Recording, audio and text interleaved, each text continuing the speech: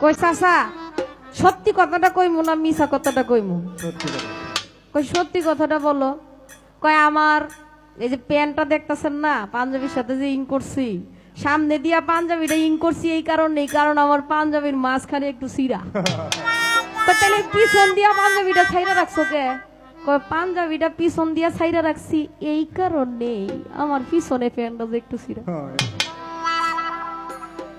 আসলে ইচ্ছা কইরা মানুষ অনেক সময় ইং করে না, বিপদে বইরা ইং করে।